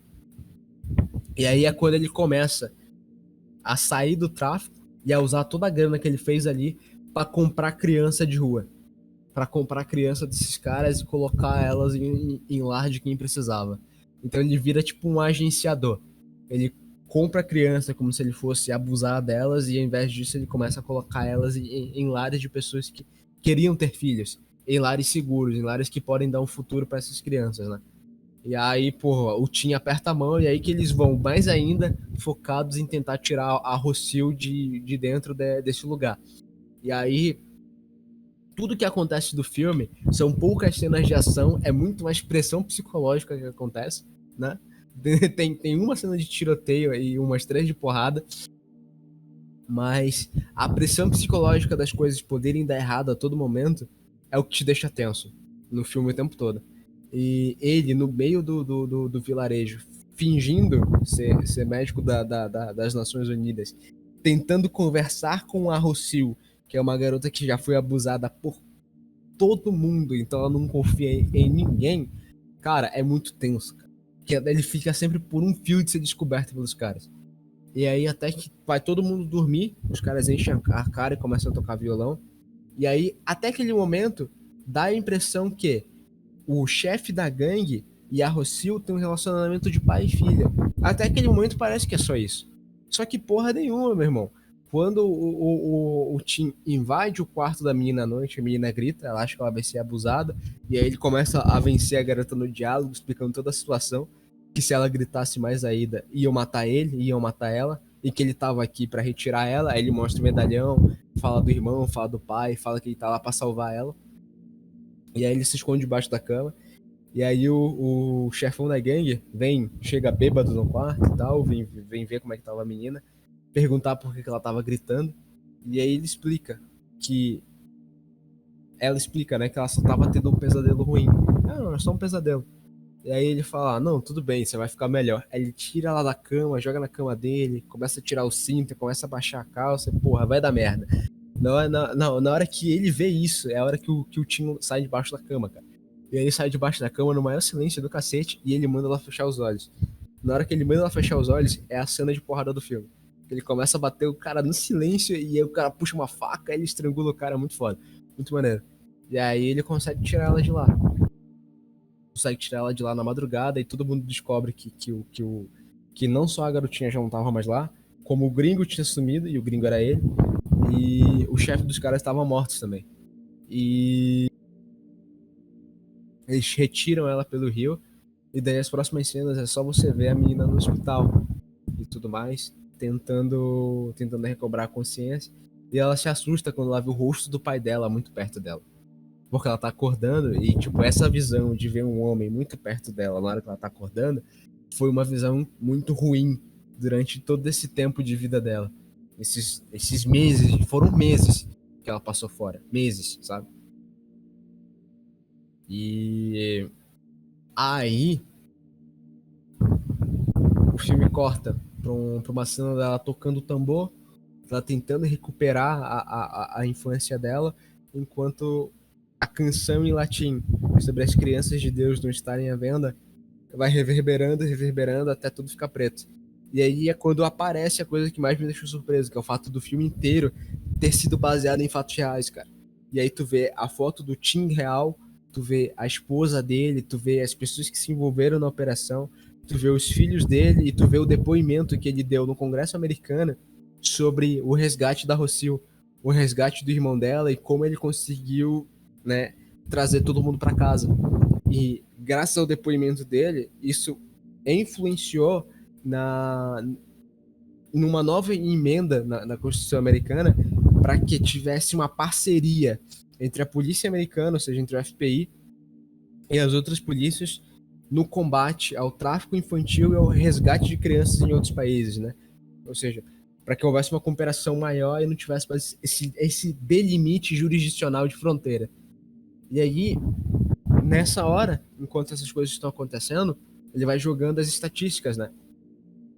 E aí ele vai explicando que, mais uma vez, não houve momento na humanidade em que tivesse tantos escravos quanto nós temos hoje. E que boa parte desses escravos são escravos sexuais. E dentre esses escravos sexuais, uma grande parte deles são crianças. E aí ele explica, né, que uma criança é muito mais rentável do que 1 quilo de cocaína ou da droga mais pesada que você tenha.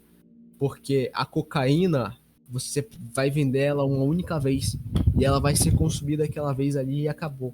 Uma criança de 6 anos de idade, tu pode vender ela várias e várias vezes ao longo da vida dela, cara. Até ela atingir 14, 16, 17 anos, entendeu? Tu consegue se aproveitar da infância dela vendendo para várias pessoas diferentes inúmeras vezes. E ganhar mais vezes do que você poderia ganhar utilizando, do que vendendo cocaína, sabe? Do que vendendo outras drogas por aí. E aí ele jogou outro dado interessante, que é o fato de que do tráfico sexual do mundo inteiro, o maior consumidor é os Estados Unidos, cara. E o momento é muito propício a isso quando a gente tem toda aquela investigação envolvendo o laptop do Epstein e do Epstein não, do laptop do Joe Biden, sabe? E do filho dele. Isso tem a ver com o QAnon? Não dá, cara, não exatamente com o QAnon, mas desde 2020, quando apareceu as fotos do Hunter Biden com aquela prostituta e com o cachimbo de crack e tudo mais, e aquelas fotos daquela menor de idade de lingerie com ele, lembra disso?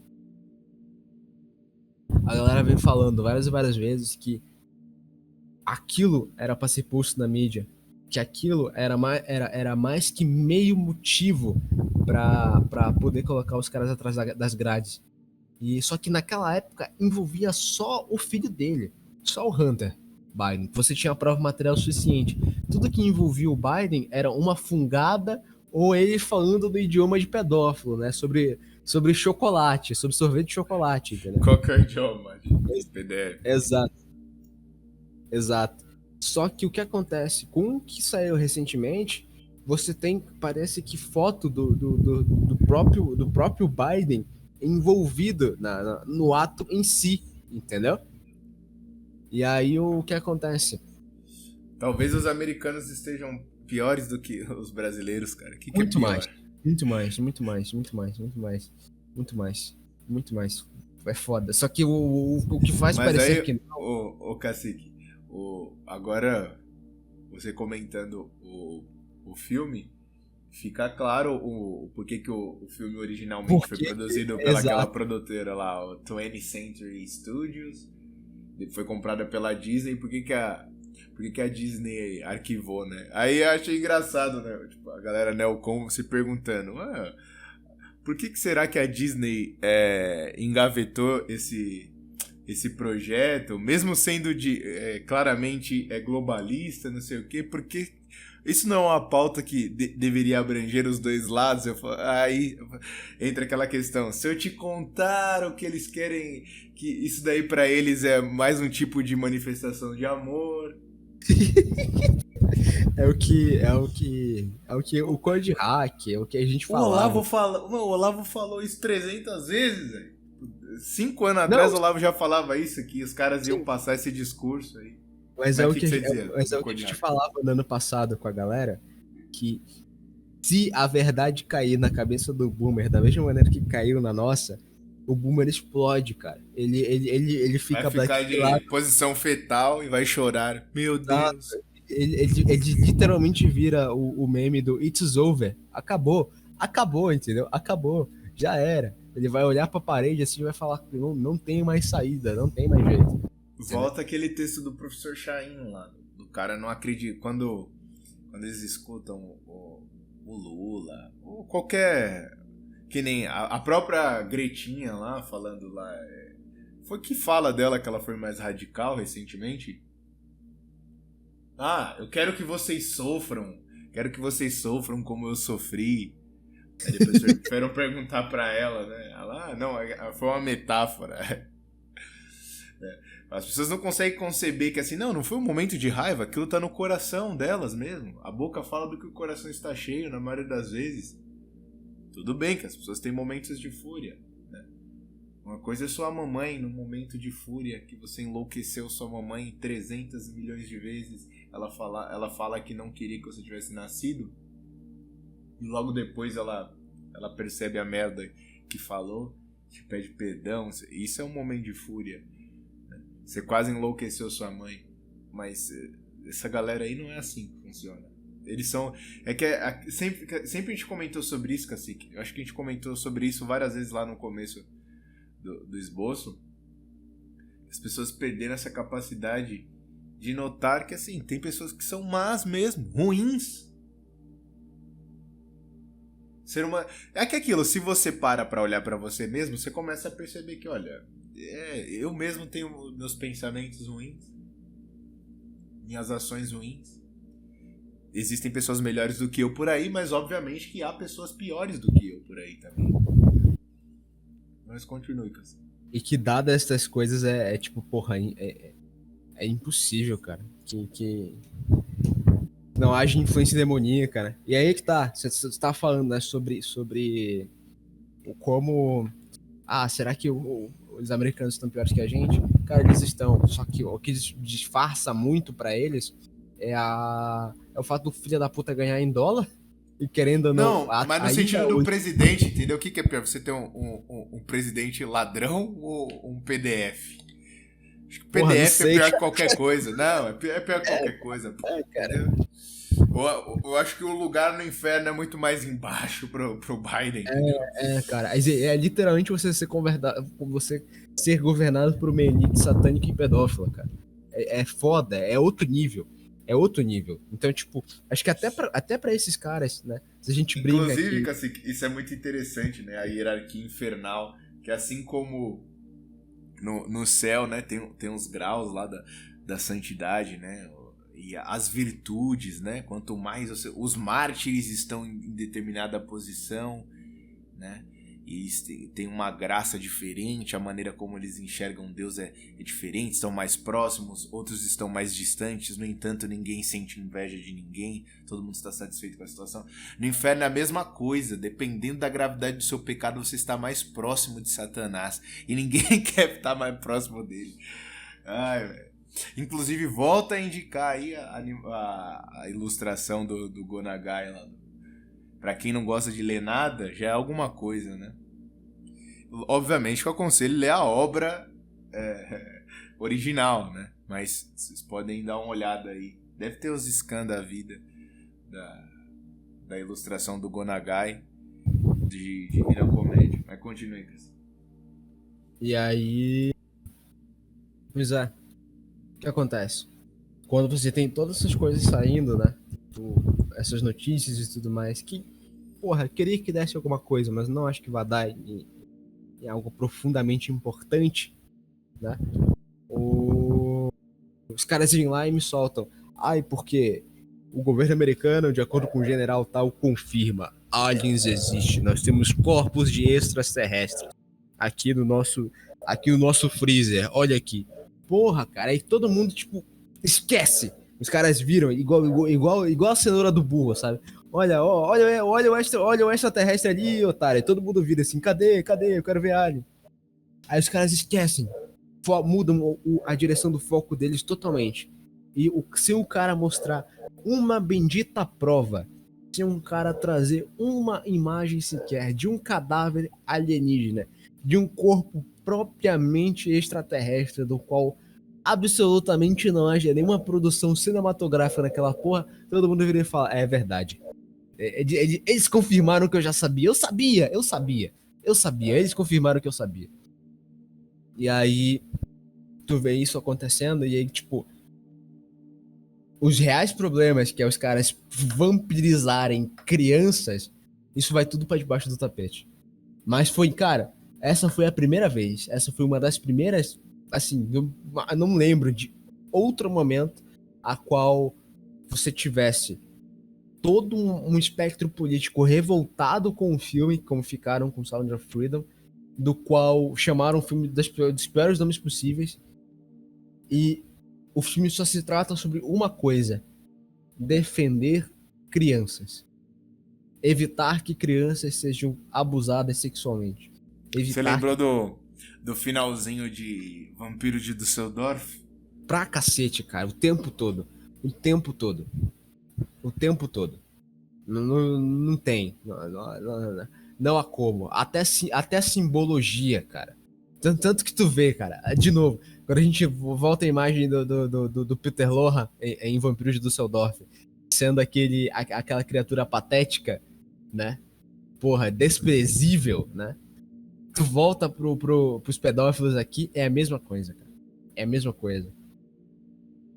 Você tem os níveis, né? Daqueles dos brutos que abusam as crianças e dos frágeis, que são aqueles que escrevem a parte intelectual do movimento, as razões e as contra-razões do porquê que eles devem fazer esse tipo de coisa, do porquê que isso é uma forma de amor aceitável, sabe? E, cara, falando sobre o Jim Caviezel, né?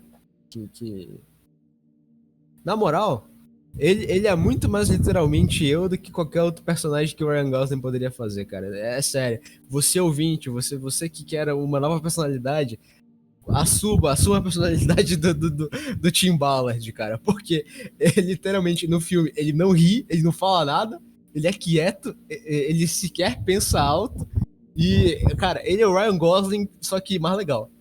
Ele é o Ryan Gosling, só que católico, mano. É isso. É aquilo. Nós não precisávamos de Paixão de Cristo 2, mas dado o cenário atual, é melhor ter do que não ter. É melhor ter do que não ter. Apesar que eu não iria assistir. Tu é chato, né? A não ser que vá para o cinema. Eu vou só pra ajudar na causa, assim. Mas eu não... Eu já falei isso milhares de vezes, cara. Eu não quero me ajoelhar diante do sacrário e na minha cabeça veio Caviezel. Eu falo assim, não, ele não é Jesus, cara. Não. Nada, cara, isso nunca me aconteceu. Pra mim isso é autismo, isso é maluquice. Claro que não, cara. Qual é o seu nível de concentração na oração? Tem que ver isso aí. Mas eu não vou pensar no Jim Caviezel, né, irmão? Porra, se você assistir o filme do cara e, com atenção, você vai, inevitavelmente, pode acontecer, não quer dizer que vai, entendeu? Eu não aconselho, meu imaginário já é ferrado, então eu tento não prejudicar ainda mais a minha situação. Assistir e choro toda vez. Mas não quer dizer que não seja bom, entendeu? Mas... Pois é, e aí, eu gosto do Mel Gibson, cara. Ele sabe, eu vou assistir mais pelo Mel Gibson do que qualquer coisa, cara. Ele sabe o que ele tá fazendo, sabe? Ele é realmente um bom diretor. Ele entendeu o jogo, pô. Ele entendeu o que é esse negócio de guerra cultural, ele entendeu a parada. E ele sabe o buraco também que ele está, né? Eu volto a dizer, eu não sei como esse cara está vivo. E o detalhe, não só... Ele participou de alguma forma desse filme, Cacique, ou não? Porque ele não foi o diretor, né? Inclusive, uma curiosidade, né? O filme se passou na Colômbia, né? Não se passou no México, né? Nem no México, nem nos Estados Unidos, né? Foi gravado na Colômbia, né? A família é mexicana, mas toda a onda e toda a parte terrível, né? Dele conseguir... Da saga, dele conseguir fazer as coisas na Colômbia, cara. E aí... Interessante, outro detalhe. A Colômbia, ela foi um dos países que houve a legalização das drogas, né? Isso que eu ia falar. Que aqui em São Paulo, o pessoal sempre, nos funks e raps da vida, sempre falava, quando ia falar de droga, citava a Colômbia. Pois é. E aí disseram que a criminalidade na Colômbia reduziu bastante e tudo mais. No entanto, é na Colômbia que tu tem as favelas de verticais, né? Que eram prédios que foram tomados pelas pessoas e as pessoas vivem nos andares daqueles prédios inacabados, né? E aí... usando drogas cotidianamente. Exato. E qual é o ponto aqui? O que eu quero chegar? A mídia fala várias e várias vezes que o tráfico ali acabou, que as drogas ali não são mais um problema, mas não porque o governo venceu o narcotráfico, mas porque o narcotráfico venceu o governo. E aí o narcotráfico consegue passar a narrativa que ele deseja. Então, e aquilo, né, Cacique? O cara viu o resultado, mas não tá vendo os problemas que foram acarretados por causa disso, né? Cada um salto de raciocínio. Tá bom, mas qual foi o preço disso aí? É o mesmo negócio do avanço científico, né?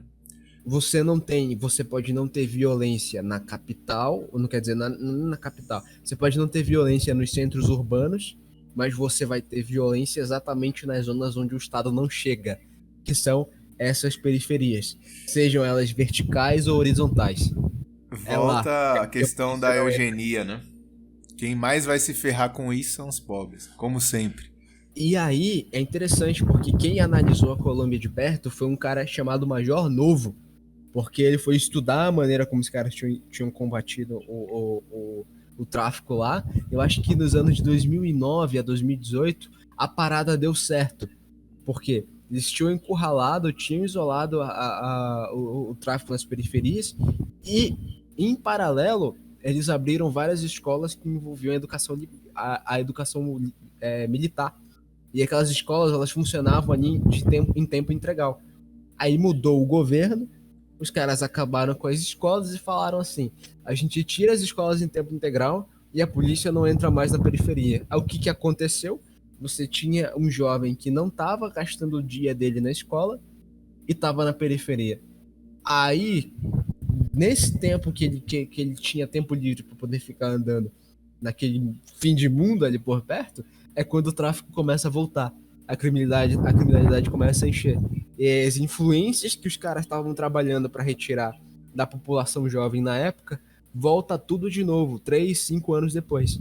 Ao ponto de deixar as coisas como elas estão hoje. Então, tipo, a galera fala, é seguro, mas é uma paz comprada. É uma paz comprada porque o Estado não pode revidar o poder que o narcotráfico ali já tem. E aí, no próprio filme, nas imagens reais, tu encontra os caras, né? Os guerrilheiros que trocaram um tiro com o Tim, com o boné do Che Guevara, irmão. Com camisa vermelha, o caralho a quatro, assim. Então, tipo, tu vê a simbologia aí, mais uma vez, do quão ligado é droga, cocaína, esquerda e pedofilia, sabe? Não tem outra. Tráfico de gente, não tem outra, cara. Não tem outra. Uma coisa que até esqueci de comentar, Cassi, quando a gente estava falando sobre os cientistas, né? E eles serem responsabilizados por isso. Os caras não têm uma cúpula, assim, da moralidade que eles sentam assim, olha, estamos aqui estudando um avanço científico, seja ele qual for, né? E vamos ver aqui as consequências morais do que estamos fazendo, né? Vamos desenvolver, sei lá, um tratamento terapêutico com o uso da maconha. Só que uma das consequências é que o cara vai ter que usar muita erva para tal determinada coisa. Só que aí vai ter uma série de problemas com isso. Os caras não vão ficar colocando na balança a parte da moralidade, né? No máximo, eles vão se ater aí as questões biológicas, né? Nós vimos que aí na questão da vacina, nem nesse sentido eles se preocuparam, né? Se preocuparam mais com questões financeiras, que foi uma coisa que a gente falou quando a gente comentou o caso do Paulo Pavés em algum vídeo aí perdido do esboço, que eu até comentei, um ouvinte me recordou disso daí. Eu contei o caso dos médicos que ficavam em buscas, que saiu até uma série de notícias, né? O ouvinte me mandou algumas notícias falando que encontraram aqui no Brasil, estão investigando aí uma advogada e um médico que tinham um negócio lá para uma máfia das cirurgias. Eu falei que os ortopedistas faziam cirurgias sem necessidade, quando ainda era possível utilizar outros tratamentos mais conservadores que não intervenção cirúrgica, mas intervenção cirúrgica dá muito dinheiro, né? Já citei o caso daquele aluno meu que largou as consultas, né? Ele é otorrino, largou as consultas e foi fazer cirurgias estéticas, né? Rinoplastia. Se quiser ter a curiosidade, se você tiver a curiosidade, quiser pesquisar aí o valor de uma rinoplastia aqui em São Paulo, vocês vão entender o porquê que ele largou as consultas cotidianas aí para tratar sinusite e rinite e foi fazer desvio de septo e rinoplastia, que é muito mais rentável, né? Mesmo que assim, a pessoa que faça uma rinoplastia às vezes tem que fazer o processo 2 vezes, né? Para estabilizar a coisa e quais são as coisas, os problemas que podem causar em sentido de disforia visual no paciente, né? Também tem aquela galera lá, não sei se você viu o meme, que eu nem sei se é o meme ou se a menina falou mesmo aquilo. Ela falou que fez uma rinoplastia porque ela queria que os filhos dela tivessem o nariz como o dela. Ah, eu lembro dessa porra, né? Triste. Triste. É QI de blogueirinha, cara. É QI de blogueirinha. Ela não fala sobre genética perto dela, senão ela tem um treco, a cabeça dela explode. Inclusive, Cacique, um ouvinte mandou uma imagem muito interessante, né? Pode falar, Cacique. Depois Que eu pesquisei literalmente rinoplastia São Paulo preço, mas os caras não botam o preço no site. Preço médio, vai ter um preço médio aí. Eu tenho que ir lá com o médico, mas uma coisa é certa. O preço Coloca em um fórum qualquer aí, vai sair o preço médio. Aí, mas o que eu dizia, que o ouvinte mandou pra mim uma coisa muito interessante, que é aquilo. Não, as pessoas não têm falado sobre isso, mas você lembra do senhor Calvo, biólogo lá, que falava sobre as vacinas? Calvo biólogo. Cara, pra mim só existe um biólogo e ele não é calvo, mano. Quem é o que você conhece que não é calvo? É o Pirrola, o comedor de cabra. Não é ele, cara. É o... Não sei se o primeiro nome dele é Ítalo. Porra, calvo biólogo, Ítalo, não sei, mas continue. Ele ficou muito conhecido na época da pandemia, foi impulsionado pela esquerda. E ele fazia vídeos apocalípticos, né? Quantas pessoas irão morrer? Quantas pessoas... É o Átila, exatamente. É porque ele é um calvo ainda em processo. Ele não tá na fase final. Ele não é o Xandão ainda. Ele não é careca, vai crer. Percebeu que quando mudou o governo, ele parou de fazer vídeos apocalípticos? Faça uma breve pesquisa aí nos últimos vídeos do canal dele. Vê se tem algum vídeo falando sobre a gripe do macaco. Ou algo do gênero. Não. Ninguém... É proibido falar de monkeypox e seu avanço. Cara, não tem nada. Mas é o acaso. Como tudo nessa vida. É tudo feito no acaso. A gente sempre fala isso. São 7 sacramentos da igreja. São 7 planetas visíveis. Todas essas coisas aí são tudo acaso. Tudo acaso. Tudo gnose. Teorias conspiratórias. Tem nada a ver. Sabe o impulsionamento do filme Barbie? Totalmente orgânico. Confia, pô. Tem até um professor que fez uma crítica, que eu tenho certo apreço por ele, que conhece de cinema muito mais que eu, que ele até fez uma crítica ao pessoal que tá falando sobre Barbie, né? Que automaticamente todo filme hoje ou é um filme de direita ou é um filme de esquerda, né? Inclusive o filme do Caviezel aí tá sendo enxergado como um filme, tá sendo visto como um filme cristão, né? Não, um filme de extrema direita. Filme cristão, apesar de ser cristão, é visto como ser de extrema direita, né? Nem entra mais a questão da religião no filme, é só de extrema direita. É extrema direita salvar crianças agora, é isso aí. E é uma teoria conspiratória, não sei o que. Aí ele fez uma crítica, né? Que aí o pessoal da direita está falando que é um filme de propaganda. Só que todo filme é uma espécie de propaganda. É a propaganda do diretor, pô. Por mais que seja um reboot, aí às vezes é pior ainda quando é o reboot, que o diretor às vezes pode fazer uma heresia, se é que a gente pode falar assim, com a obra original, né?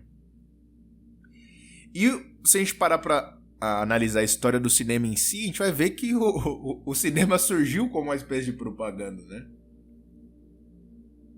Inclusive, de certo modo, a gente pode falar que o cinema é algo que sempre foi reacionário, independente do lado que ele tomava. Sempre envolveu muito dinheiro. Não desejando aqui ser mal interpretada, mas o melhor do cinema começa na Alemanha da década de 30. O melhor do cinema começa ali. Expressionismo alemão, não dá pra negar, né? Nosso querido Fritz Lang aí, o brabo, gigante do cinema, né? Inclusive, uma coisa interessante é que o pessoal fala que tentaram... Isso aí também é outra coisa que é bem questionável, né? Falam que o Goebbels tentou castrar o Fritz Lang, né? Mas assim, você consegue achar alguns recortes assim, de falas do Goebbels que até mesmo o Fritz Lang já falou isso em algumas ocasiões, que na verdade o Goebbels disse que o cinema deveria ser livre e que o Fritz Lang tinha liberdade para falar o que ele queria, mas em outras vezes o Fritz Lang disse que os nazistas o manipulavam. Então é complicado, entra naquilo que nós conversávamos um pouco anteriormente, Cacique, das manipulações envolvendo os budistas, né? Que sempre há 1 milhão de versões de uma mesma fala e aí complica, né? Entendeu? Bom, o que se sabe é que o Fritz Lang trabalhou, fez um monte de filme, né? Entendeu? E que se ele fez críticas, ele foi muito sagaz. Se ele fez críticas ao regime lá e sobreviveu, ele foi sagaz. Apesar que a esposa dele sempre demonstrou muito apreço pelo regime, né? E boa parte da obra de Fritz Lang deve ser creditada a sua esposa. Inclusive, a ideia do roteiro do Metrópolis veio dela, né? O Fritz Lang materializou a coisa, inclusive ela que fez a Maria lá no Metrópolis. No filme, no caso. O cara botou a própria esposa pra fazer. Interessante. Sim. Inclusive ela é uma boa atriz. Mas o Fritz Lang não fez só Metrópolis, né? A gente tem que lembrar que aí o Vampiro de Düsseldorf também é do Fritz Lang e ele tem outros filmes aí. Não assisti. Infelizmente, só tive a oportunidade aí de assistir esses dois. E os dois são muito bons. Mas, Cacique, há algo mais a acrescentar? Cara, teria sim, mas acho que vamos guardar a munição, porque a minha costa tá doendo um pouquinho. Tá doendo um pouquinho. Eu acho que você já tá cansado também, né? Sim, e tem que guardar um pouco de munição, porque isso aqui vai ser amadurecido aí no decorrer das semanas e vamos fazer a parte 2 lá no Fora da Caverna. Tá, é isso então. Bom, eu agradeço. Se despeça do ouvinte. Eu agradeço aos senhores que acompanharam até aqui. E é isso. Todos os torrents de Sound of Freedom não estão bons. Cara, pra te ver só, o filme é tão foda que eu consegui ver ele gravado da tela de um celular, legendado por uma IA. Então, tipo, todos os meios para eu poder ver esse filme foram completamente insalubres, mas ainda assim, independente da qualidade de imagem, da qualidade da tradução, o filme é muito foda, cara. Então, tipo, quando ele puder sair e ficar disponível pra todo mundo da maneira que deve ser, vejam e apenas vejam, porque realmente é muito bom, cara. É muito bom. Não esperem cenas de ação como no John Wick, porque não é por esse não lado. Vai ser o Oppenheimer. Não vai ter explosões. Mas é bom, cara. CGI, ouvinte. CGI de qualidade. Não vai ter a She-Hulk. Aquele CGI divino da She-Hulk. Respeite o meu mano Christopher Nolan. No filme dele não teve CGI. A única vez que botaram CGI no filme dele foi pra tapar a mulher pelada. CGI sancta. Então é isso, pessoal. Tá previsto pra chegar os boatos, né? Tá previsto pra chegar no final do mês que vem, né? No Brasil. Tá aí. Esse vai ser o único filme que eu vou ver no cinema, mano. Eu admito, eu fiquei Esse hypando. Vale o ingresso. Esse vale. Eu admito, eu fiquei hypando Barbie ano passado, mas graças a Deus eu sofro de uma depressão profunda e paralisante, que todos os planos que eu faço, eu falo assim, porra, acho que eu não vou não. Aí eu fiquei quieto, né? Esperei todo mundo passar na frente e assistir essa porra desse filme. Aí começou a chegar no meu celular, assim, os trechos da Barbie feminista, da mulher chamando a menina de fascista. Cara, só pérola. Só pérola, só pérola. Já E eu pensou fiquei, gastar seu dinheirinho pra assistir isso, cara? porra, Pagar cara. pra ver isso aí? Não, assim, não. Pagar por um filme que o único personagem based é literalmente o Ken, e ele é based porque no mundo da Barbie só as mulheres importam, então quando ele atravessa os mundos e ele vem pro nosso mundo, ele descobre o patriarcado, e ele fala, caralho, o patriarcado é muito bom, irmão, vou levar o patriarcado pro mundo da Barbie, aí ele vira vilão. É isso, é isso. Os melhores personagens do filme da Barbie são os vilões, apenas, apenas. Todo o resto a gente joga fora. E não teve nenhum plot twist, não apareceu o Max Steel lá, pô? Teve. A cena pós-créditos é o Max Steel. Só que, porra, não é o Max Steel que eu gostava, cara. É o Max Steel novo. É o Max Steel da Cartoon Network. Que ele tem a porra de um alien azul, ou de um drone azul, que vira a roupa dele. Então, tipo, ele não é como o Max Steel de antigamente, que tinha um bracelete que ele apertava e virava, ligava o modo turbo. E ia pra porrada com o Android, com o Homem-Cobra, com o Cacete A4, com o Elemento, né? Que era uma entidade que se dividia em vários elementos. Tinha o elemento da água, do fogo, do ar, da terra e do metal. Era do cacete. Eu tinha um Max Steel, cara. Quando Eu, era cara, uma criança. eu vi. Eu tinha o Tive DVD um bonequinho do Max Steel, eu tinha um bonequinho do Max Steel. eu tive dois, cara. Era muito caro, tá? Só por ter dois Max Steels eu já era barão. Já era barão, cara. Porque era caro um troço desse, tá? Aí foram lá, trocaram o desenho, trocaram o boneco, Pensei que você ia trocaram o falar que design. você era um marquês. Você ia falar, só pode ser o de Sade. Cala a boca. É isso. Então, Sodomitas para o inferno com Satanás e seus filhos. Simbora, mano. Já começou o momento esquizofrenia. começou. Fique com Deus, ouvinte. Até uma próxima oportunidade. Adeus.